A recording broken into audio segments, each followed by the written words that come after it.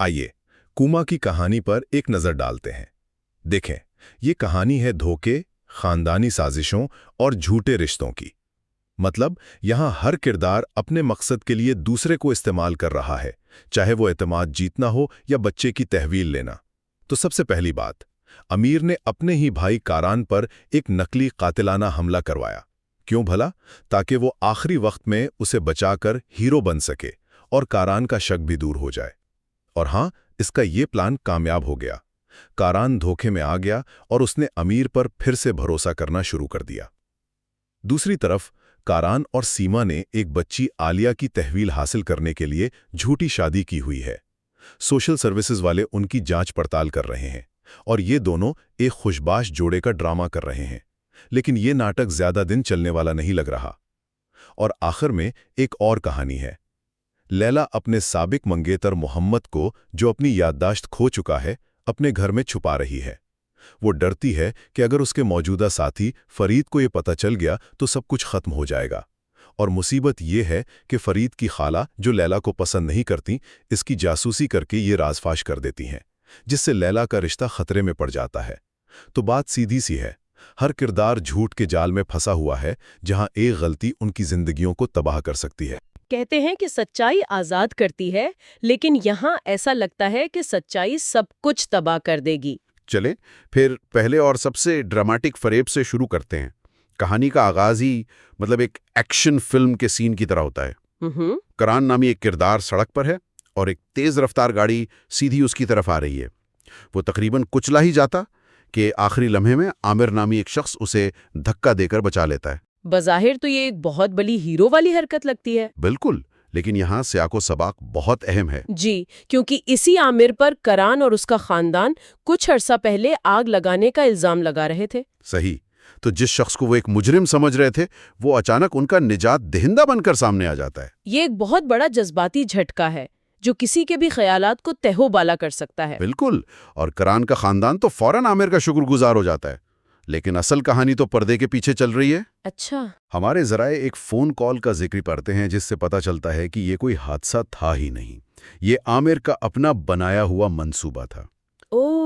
وہ فون پر کسی کو ہدایت دے رہا ہے کہ قرآن کو گاڑی سے ٹکر مارنے کی اداکاری کرو، بس ڈرانا، جان سے مارنا نہیں، تاکہ وہ صحیح وقت پر آ کر اسے بچا سکے اور ہیرو بن جائے۔ جی، اور اس فون کال کی تفصیلات پر غور کریں۔ وہ کہتا ہے کہ گاڑی کی نمبر پلیٹ ہٹا دینا۔ یعنی یہ کتنا سوچا سمجھا منصوبہ تھا۔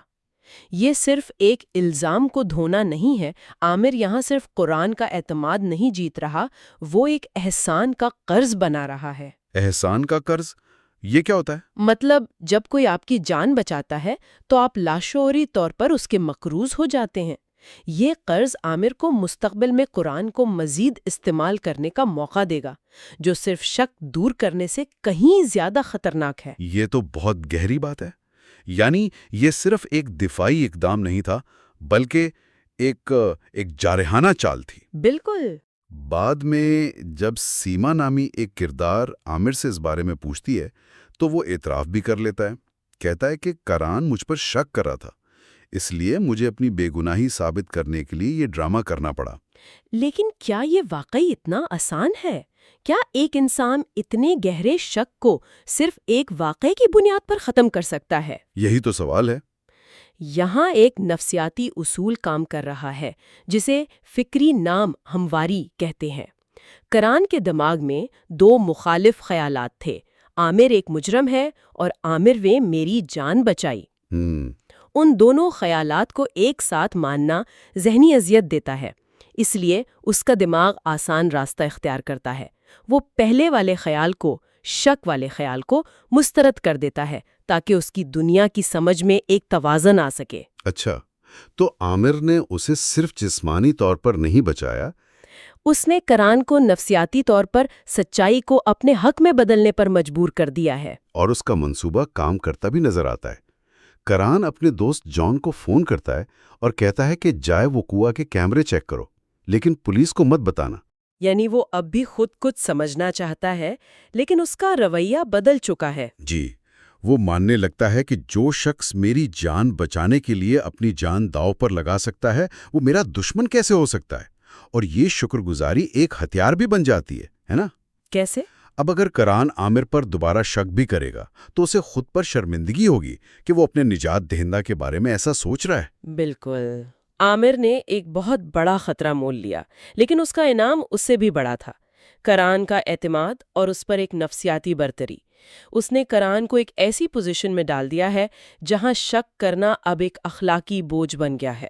عامر کا یہ فریب تو ذاتی نوعیت کا تھا، ایک شخص کو ہیرو بننے کے لیے، لیکن اب ہم ایک ایسے فریب کو دیکھتے ہیں جہاں پورا خاندان داؤ پر لگا ہے اور مقصد ایک بچی کا مستقبل ہے۔ یہاں دکھاوا ایک ذاتی کھیل نہیں بلکہ ایک اجتماعی ضرورت بن جاتا ہے۔ جی، ہم بات کر رہے ہیں عالیہ نامی بچی کی سرپرستی کے مقدمے کی۔ سوشل سروسز کے 2 اہلکار نجمیہ اور سلجوق کران کے گھر کا دورہ کرتے ہیں، اور عالیہ کی سرپرستی حاصل کرنے کے لیے کران اور سیما کو یہ ثابت کرنا ہے کہ وہ ایک خوش اور محبت کرنے والا جوڑا ہے۔ مسئلہ یہ ہے کہ وہ ہے نہیں۔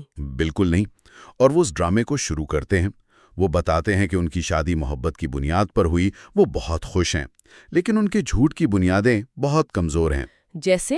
جب اہلکار پوچھتے ہیں کہ آپ لوگ الگ الگ کمروں میں کیوں سوتے ہیں تو وہ ایک بہت ہی عجیب بہانہ بناتے ہیں۔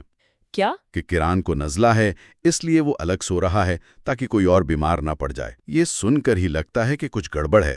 یہ اس بات کی بہترین مثال ہے کہ جب آپ ایک بڑا جھوٹ بولتے ہیں تو اسے قائم رکھنے کے لیے آپ کو مسلسل چھوٹے چھوٹے جھوٹ بولنے پڑتے ہیں، اور ہر نیا جھوٹ آپ کے پکڑے جانے کا خطرہ بڑھا دیتا ہے۔ صحیح۔ یہاں پورا خاندان ایک سٹیج پر پرفارم کر رہا ہے اور سوشل سروسز کے اہلکار ان کے سامعین ہیں جو ہر ایک تفصیل پر نظر رکھے ہوئے ہیں۔ اور پھر وہ لمحہ آتا ہے جہاں یہ پورا ڈرامہ تقریباً فلاپ ہو جاتا ہے۔ کون سا لمحہ؟ بچی عالیہ بھاگتی ہوئی اپنی ایک ڈرائنگ لے کر آتی ہے۔ اس نے ایک خوش خاندان کی تصویر بنائی ہے۔ اچھا۔ اس تصویر میں وہ خود ہے، کران ہے اور بہن جیلان ہے۔ اور سیما؟ سیما جو کران کی بیوی کا کردار ادا کر رہی ہے اس تصویر میں کہیں نہیں ہے۔ یہ ایک انتہائی طاقتور لمحہ ہے۔ ایک بچے کی معصومیت اکثر بڑوں کے بنائے ہوئے جھوٹ کے جال کو توڑ دیتی ہے۔ یہ ڈرائنگ اس گھر کے جذباتی سچائی کو ظاہر کر رہی ہے جو ان کے بولے گئے الفاظ سے بالکل مختلف ہے۔ جی، عالیہ کے لیے اس کا خوش خاندان کران اور جیلان کے ساتھ مکمل ہوتا ہے، سیما کے ساتھ نہیں۔ یہ ڈرائنگ ایک غیر ارادی سچائی کا بیان ہے جو ان کے پورے کیس کو تباہ کر سکتا ہے۔ سیما فوراً صورتحال کو سنبھالنے کی کوشش کرتی ہے۔ وہ جلدی سے ایک اور جھوٹ بولتی ہے۔ کیا کہتی ہے وہ؟ کہ جیلان گھر کی ملازمہ ہے اور عالیہ اس سے بہت پیار کرتی ہے اس لیے اسے تصویر میں بنا دیا۔ اور پھر وہ مزید کہتی ہے کہ جیلان کی خالہ کا انتقال ہو گیا ہے اس لیے وہ گاؤں گئی ہوئی ہے، تاکہ اہلکار جیلان سے ملنے کا نہ کہہ دیں۔ بالکل۔ جیلان کو چھپانے کا یہ فیصلہ ظاہر کرتا ہے کہ ان کا منصوبہ کتنا نازک ہے۔ وہ سچائی کو دبانے کی جتنی کوشش کر رہے ہیں اس کے سامنے آنے کا خطرہ اتنا ہی بڑھ رہا ہے۔ ہر جھوٹ کو سہارا دینے کے لیے ایک اور جھوٹ۔ جی، اور اب جیلان جو شاید ایک معمولی ملازمہ ہے نادانستہ طور پر اس پورے ڈرامے کا مرکزی کردار بن گئی ہے۔ اس کی موجودگی یا غیر موجودگی دونوں ہی ان کے جھوٹ کا پردہ فاش کر سکتی ہیں۔ اہلکار کہتے ہیں کہ وہ اگلے دن پھر آئیں گے، یعنی یہ ڈرامہ بھی جاری رہے گا۔ اس کے بعد ان کا وکیل انہیں ایک اور عجیب مشورہ دیتا ہے۔ اچھا؟ وہ کہتا ہے کہ آپ دونوں ایک جوڑے کے طور پر کچھ تصویریں کھنچوائیں تاکہ آپ کا رشتہ حقیقی لگے۔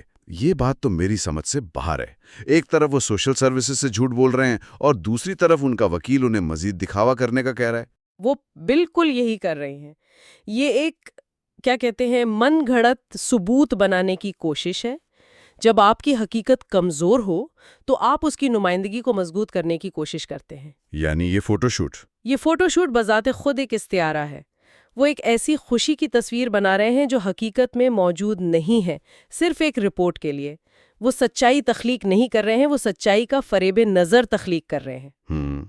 تو ایک طرف قرآن اور سیما کا خاندان ایک خوشی کا ڈرامہ رچا رہا ہے جو موجود ہی نہیں، لیکن وہ یہ جھوٹ سب کے سامنے بول رہے ہیں۔ صحیح۔ اب ذرا اس کے برعکس صورتحال دیکھیں جہاں لیلا نامی ایک کردار ایک سچ چھپا رہی ہے اور یہ راز اس کے اپنے سب سے قریبی رشتے کو تباہ کر سکتا ہے۔ جی، کہانی کا تیسرا دھاگا فرید اور لیلا کے گرد گھومتا ہے۔ یہاں بھی راز اور بدگمانی کا کھیل عروج پر ہے۔ لیلا اپنے گھر میں اپنے سابق منگیتر محمد کو چھپا رہی ہے، جس کی یادداشت جا چکی ہے۔ اس کی نیت اچھی ہو سکتی ہے، وہ ایک بیمار شخص کی مدد کر رہی ہے، لیکن اس کا یہ راز چھپانا اس کے اور فرید کے رشتے کے لیے ایک بہت بڑا خطرہ بن رہا ہے۔ خاص طور پر اس لیے کہ فرید کا خاندان پہلے ہی اس کے خلاف ہے۔ فرید کی خالہ کریمان اور اس کی بچپن کی دوست سیلین لیلا کو بالکل پسند نہیں کرتی۔ کریمان تو کھلے عام لیلا سے نفرت کا اظہار کرتی ہے اور اسے فرید کے لیے مناسب نہیں سمجھتی۔ وہ ہر موقع پر لیلا کو نیچا دکھانے کی کوشش کرتی ہے، اور یہی چیز لیلا کے راز کو اور بھی خطرناک بنا دیتی ہے۔ بالکل، وہ ایک اعتماد کا خلا پیدا کر رہی ہے۔ جب آپ اپنے ساتھی سے کچھ چھپاتے ہیں تو آپ ایک خالی جگہ چھوڑ دیتے ہیں، اور اس خالی جگہ کو دوسرے لوگ جیسے کریمان اور سیلین آسانی سے شک اور بدگمانی سے بھر سکتے ہیں۔ اور ایسے لمحات آتے بھی ہیں جہاں یہ راز تقریباً کھل ہی جاتا ہے۔ ایک دن فرید اچانک لیلا سے ملنے آ جاتا ہے اور وہ قریب تھا کہ محمد کو دیکھ لے، لیکن لیلا کے دوست اسے کسی طرح بچا لیتے ہیں۔ یہ جو بال بال بچنے والے لمحات ہیں نا، یہ تناؤ کو بہت بڑھا دیتے ہیں۔ ہر بار جب وہ پکڑے جانے سے بچتے ہیں، داؤ اور بلند ہو جاتا ہے۔ اور ان کے مخالفین یعنی کریمان اور سیلین اسی موقع کی تلاش میں ہیں۔ وہ صرف شک نہیں کر رہی، وہ فعال طور پر ثبوت ڈھونڈ رہی ہیں۔ اور انہیں ایک سراغ مل جاتا ہے۔ جی، سیلین اپنی خالہ کو بتاتی ہے کہ اس نے لیلا کو اپنی بہن سے فون پر بات کرتے ہوئے سنا ہے۔ وہ کہہ رہی تھی کہ اس کا ایک بہت بڑا راز ہے، اور اگر فرید کو پتہ چل گیا تو وہ اسے کبھی معاف نہیں کرے گا۔ بالکل۔ یہ معلومات کریمان کے لیے ایک ہتھیار کی طرح ہیں۔ اب اس کا شک ایک مشن میں بدل جاتا ہے۔ اب وہ صرف یہ نہیں سوچ رہی کہ لیلا بری ہے، اب اس کے پاس یہ یقین کرنے کی ایک وجہ ہے کہ لیلا کچھ بہت بڑا چھپا رہی ہے۔ اور اب اسے صرف اس راز کو بے نقاب کرنا ہے۔ جی، اور وہ یہی کرتی ہیں۔ کریمان اور سیلین لیلا کے گھر کی جاسوسی کرنے کا فیصلہ کرتی ہیں۔ وہ چھپ کر دیکھتی ہیں کہ لیلا محمد کو اپنے گھر کے اندر لے جا رہی ہے۔ اور کریمان فوراً محمد کو پہچان لیتی ہے کیونکہ اس نے اس کی منگنی کی تصاویر دیکھی تھیں۔ تو اب ان کے پاس ٹھوس ثبوت ہے، انہیں سچائی مل گئی ہے نا؟ لیکن کیا یہ آدھا سچ پورے جھوٹ سے زیادہ خطرناک نہیں؟ بالکل، کیونکہ اب وہ اس آدھے سچ کو اپنی مرضی کی کہانی میں ڈھال سکتی ہیں۔ وہ فرید کے ذہن میں شک کا جو بیج بوئیں گی وہ ٹھوس ثبوت پر مبنی ہوگا۔